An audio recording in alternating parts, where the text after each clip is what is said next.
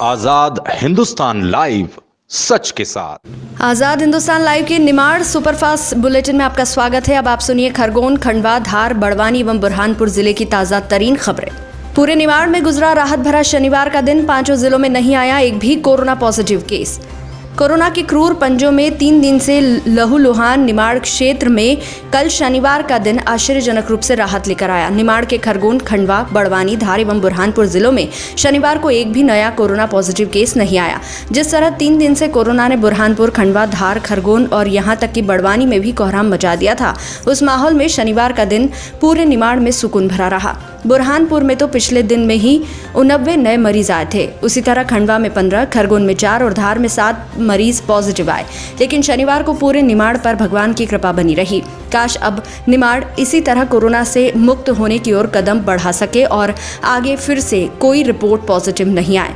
खरगोन से प्रवीण पाल, खंडवा से ललित दुबे, बड़वानी से नरेश रायक, बुरहानपुर से गणेश दुनगे और धार से कौशिक पंडित की रिपोर्ट।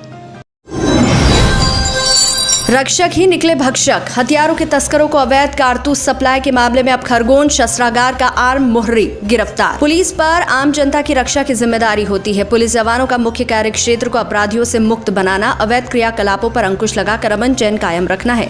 लेकिन जब रक्षक ही भक्षक बन जाए तो फिर आम लोगों का तो भगवान ही मालिक है। पिछले दिनों भीकनगांव पुलिस ने एक पुलिस जवान को अवैध हथियारों और जिंदा कारतूसों की तस्करी में गिरफ्तार किया था। आरोपी ने एक सिकलीगढ़ से 5 अवैध पिस्टल और 3 देशी कट्टे 40,000 में खरीदे थे। आरोपी हरदा की डीआरपी लाइन में पदस्थ था। रोहित यादव से पूछताछ में बड़ा खुलासा हुआ कि अवैध हथियारों और कारतूसों के खेल में खरगोन डीआरपी लाइन में शस्त्रागार का आर्म मोहरी संकटा प्रसाद भी शामिल है। वह हथियारों के अवैध कारोबार करने वालों को अवैध रूप से कारतूसों की सप्लाई करता है। आरोपी हरदा के हेड कांस्टेबल रोहित यादव को भी संकटा प्रसाद ने 40 जिंदा कारतूस सप्लाई किए थे। खरगोन पुलिस ने अवैध कारतूस सप्लाई के मामले में संकटा प्रसाद को गिरफ्तार कर लिया है। एसपी सुनील पांडे ने बताया कि अवैध हथियारों की तस्करी और सौदागरी में पुलिस अब तक 4 आरोपियों को गिरफ्तार किया जा चुका है। खरगोन से प्रवीण पाल की रिपोर्ट। देखिए, पिछले दिनों एक केस रजिस्टर हुआ था जिसमें हरदा जिले में पदस्थ एक हेड कांस्टेबल से अवैध पिस्टल बरामद की गई थी। उसका पुलिस रिमांड लिया गया, उससे पूछताछ की गई और उसके बाद पुलिस रिमांड में लेके उसके घर पे दबिश दी गई हरदा ज़िले में। तो वहाँ उसके घर से कुछ अवैध कारतूस जो प्रोहिबिटेड बोर के थे वो भी मिले। उससे पूछताछ हुई। उसने बताया आर्मोरर संकटा प्रसाद एएसआई हैं कि उनसे उन्होंने इसको अवैध रूप से लिया था। इसके आधार पे संकटा प्रसाद को भी आरोपी बना के गिरफ्तार किया गया है। हरदा में जिन लोगों को इन्होंने सप्लाई किया था अवैध हथियार, उसमें से भी 2 लोगों को अरेस्ट किया गया है। इस तरह सभी 4 आरोपी हमने अरेस्ट कर लिए हैं और एक जिससे इन्होंने ख़रीदा था चट्टान सिंह, वो फ़रार है। आगे पुलिस इन्वेस्टिगेशन कर रही है। तो कारतूस किस तरह बताया ना, ये प्रोहिबिटेड बोर्ड थे जो केवल पुलिस को होते हैं। तो चूँकि इसने आरोपी ने ये बताया कि हमने संकटा प्रसाद से लिए थे, उस आधार पर संकटा प्रसाद को आरोपी बनाया गया और उनको अरेस्ट किया गया। कहीं ना कहीं गिरोह भी हो सकता है जिस प्रकार से 3-4 लोग हो सकते हैं। देखिए, उसने जो पिस्टल यहाँ अवैध रूप से ले गए थे, जितनी पिस्टल ले गया था किसी न किसी को सेल किया है। तो जितने नाम हमको पता चले थे उनमें से हमने दबिश दी है। अभी कुछ आरोपी हमें मिले हैं, कुछ नहीं मिले हैं, तो आगे हम कार्रवाई करते रहेंगे। अवैध रेत भंडारण पर नायब तहसीलदार की कार्रवाई। 85 ट्रॉली रेत जब्त। मनावर के नायब तहसीलदार ने लॉकडाउन में नर्मदा नदी से रेत उत्खनन कर अवैध भंडारण करने वाले रेत माफियाओं पर बड़ी कार्रवाई की है, जिसमें लाखों की रेत जब्त कर प्रकरण बनाया गया। जानकारी के अनुसार पता चला कि मनावर के पास कोटड़ा ग्राम में नर्मदा किनारे नाव से रेत उत्खनन कर कुछ लोगों ने ट्रैक्टर ट्रॉली से घर के खलों व घरों के सामने अवैध रेत का भंडारण किया हुआ है और खेतों में से भी अवैध रेत उत्खनन किया जा रहा है। ऐसे में नायब तहसीलदार तलवारे ने कार्रवाई कर वहां से 4 लाख रुपए कीमत की 85 ट्रॉली रेत जब्त की। उन्होंने बताया कि आगे भी रेत माफियाओं पर कार्रवाई जारी रहेगी। मनावर से कौशिक पंडित की रिपोर्ट। अपहरण की गई लड़की चंगुल से हुई मुक्त तो युवक ने नदी किनारे पेड़ पर लगाई फांसी। गांव चौकीदार द्वारा बेटमा पुलिस को सूचना मिली कि बेटमा थाना क्षेत्र के ओसरूद गांव के जंगल में चंबल नदी के पास बबूल के पेड़ पर एक युवक फांसी पर लटका हुआ है। पुलिस ने वहां पहुंचकर शव को पेड़ से उतारा। पुलिस के अनुसार ये मामला प्रथम दृष्टया आत्महत्या का ही लग रहा है। बेटमा पुलिस जांच में जुट गई है। पोस्टमार्टम के बाद शव परिजनों को सौंप दिया है। मृतक युवक का नाम मुकेश, पिता कैलाश, उम्र 25 वर्ष, जाति लोधा है। ये सादलपुर थाना क्षेत्र के ग्राम जुआवदा का रहने वाला था। दरअसल मामला नाबालिग किशोरी के अपहरण से जुड़ा हुआ है। मृतक युवक पिछले दिनों सादलपुर से एक किशोरी का अपहरण करके ले गया था। सादलपुर पुलिस अपराधी युवक की खोज कर रही थी। वहीं लॉकडाउन के चलते युवक अपने मंसूबे में कामयाब नहीं हो सका। पुलिस और प्रशासन के डर से इधर उधर भागकर थक गया। अपहरता से मुक्त होकर युवती कल शाम ही अपने परिजनों के पास घर पहुंची थी। वहीं दूसरी ओर युवक ने आज फांसी लगाकर आत्महत्या कर ली। बेटमा से कौशिक पंडित की रिपोर्ट। ये ओसरुद के जंगल में एक डेड बॉडी की सूचना मिली थी कि एक व्यक्ति बबूल से जो है ना टंगा हुआ है, साड़ी का दुपट्टा का फंदा लगा करके।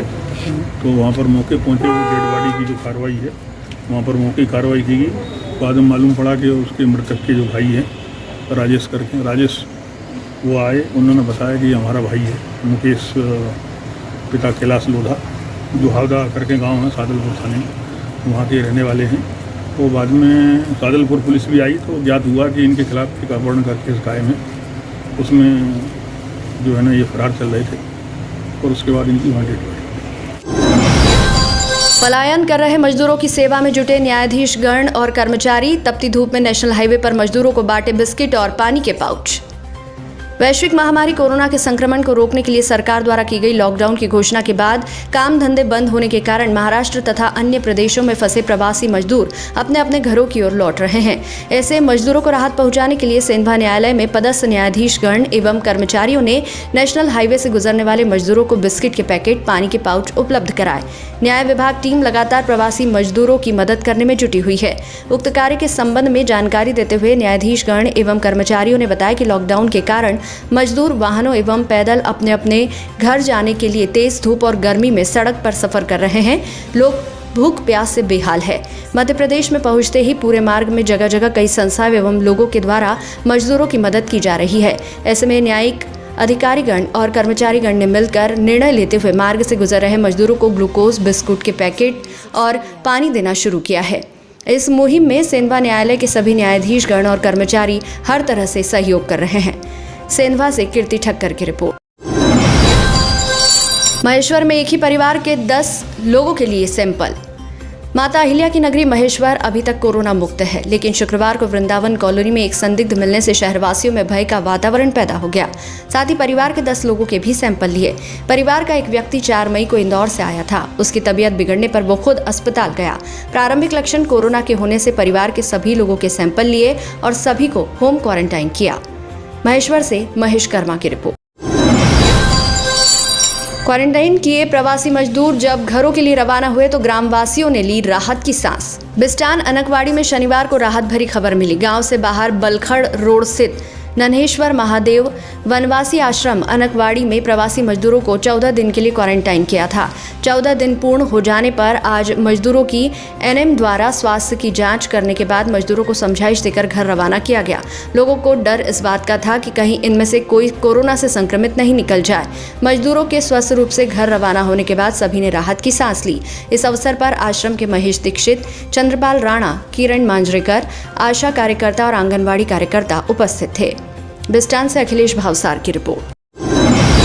वक्फ डिपो मस्जिद बड़वाह की शानदार पहल। नमाजियों से व्हाट्सएप ग्रुप पर सहयोग राशि लेकर बांटा गरीबों को राशन। कोरोना के संकट काल में हर व्यक्ति, हर समाज, हर संगठन पूरे दिल और खुले हाथों से जरूरतमंदों के सहयोग के लिए आगे आया है। इसी तरह की एक अनुकरणीय पहल की वक्फ डिपो मस्जिद बड़वाह द्वारा। वक्फ डिपो मस्जिद द्वारा पहले व्हाट्सएप पर एक ग्रुप बनाया गया और मस्जिद के नमाजियों से पैसे इकट्ठा कर गरीबों में राशन वितरण का कार्य प्रारंभ किया गया। अब तक कमेटी द्वारा चंदा इकट्ठा कर लगभग 80 परिवार वालों को कच्चे अनाज के पैकेट वितरित किए गए। इस वितरण में टोटल 3 राउंड में काम किया गया तथा सोशल डिस्टेंसिंग का ध्यान रखते हुए राशन वितरित किया गया। खास बात ये रही कि इस अभियान में सभी धर्मों के जरूरतमंद लोगों को राशन सामग्री वितरित की गई। जिन्हें सहयोग दिया गया उनकी कोई फोटो नहीं ली गई और कमेटी के सदस्यों ने घर घर जाकर सामान वितरण किया।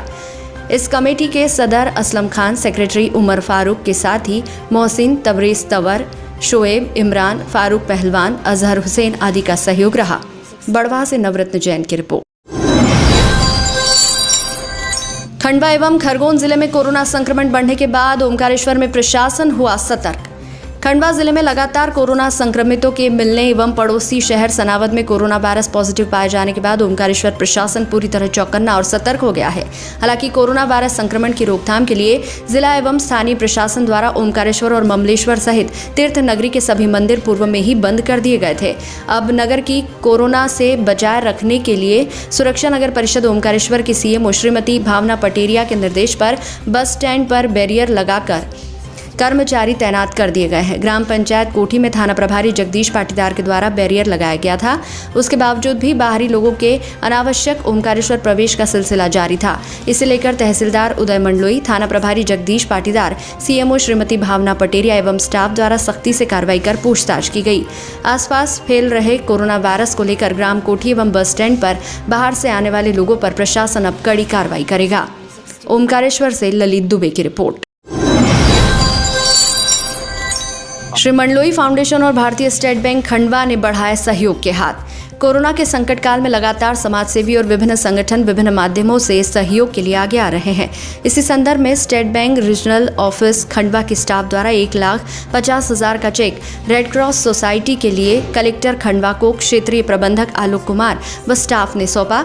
तो वहीं श्री मंडलोई फाउंडेशन द्वारा ओमकारेश्वर क्षेत्र के ओमकारेश्वर, थापना, शिवकोठी, बिल्लोरा, मोरघड़ी, बागनगर, मोरटक्का स्टेशन, खेड़ीघाट, मोरटक्का माफी, बाल बेड़ी, डुकिया क्षेत्र में 1,000 परिवारों को 2 किलो आटा, आधा किलो दाल, आधा किलो चावल, 1 किलो आलू, 1 किलो प्याज, 200 ग्राम तेल और नमक का वितरण किया गया। अवधेश मंडलोई ने ये जानकारी दी। ओमकारेश्वर से ललित दुबे की रिपोर्ट।